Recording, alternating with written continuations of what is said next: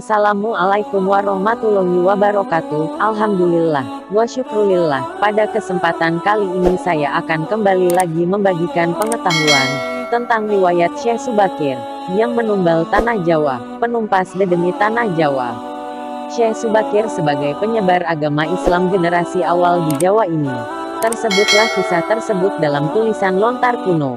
Lontar tersebut diperkirakan ditulis oleh Kanjeng Sunan Derajat, atau setidak-tidaknya oleh murid atau pengikut beliau.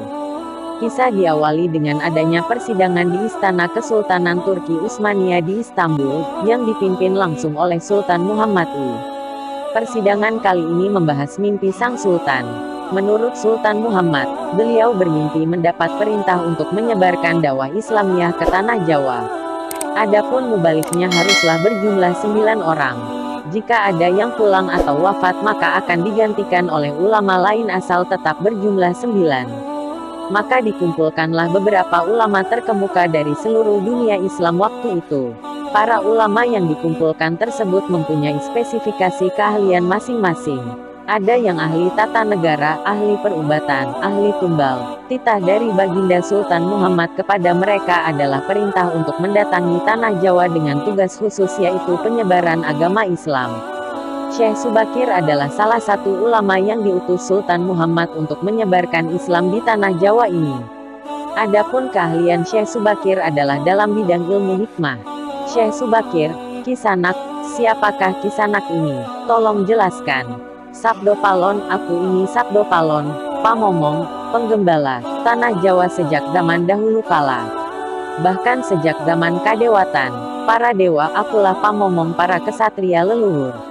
Dulu aku dikenali sebagai Sang Hyang Ismoyo Jati, lalu dikenal sebagai Kilura Semar Bodronoyo, dan sekarang zaman Majapahit ini namaku dikenal sebagai Sabdo Palon. Syekh Subakir, oh, berarti Kisanak ini adalah Danyang, penguasa tanah Jawa ini.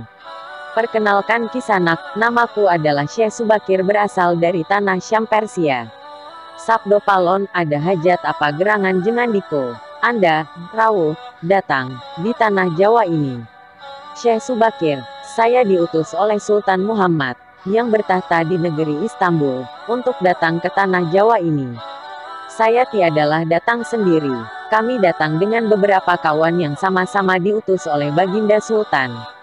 Sabdo Palon, ceritakanlah selengkapnya Kisanak, supaya aku tahu duduk permasalahannya.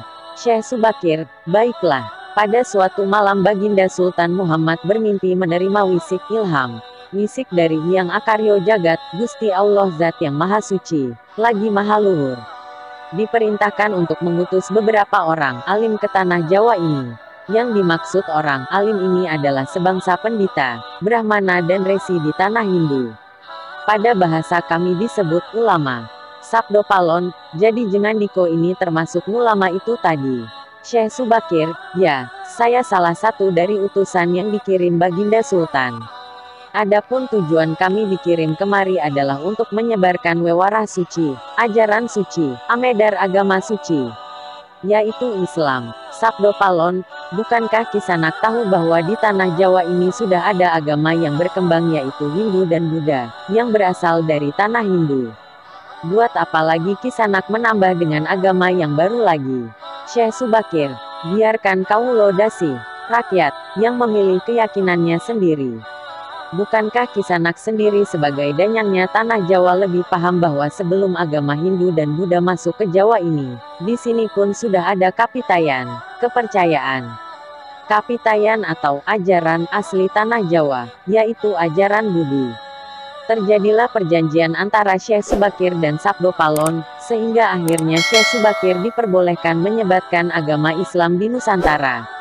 Semoga informasi ini bermanfaat. Wassalamualaikum warahmatullahi wabarakatuh.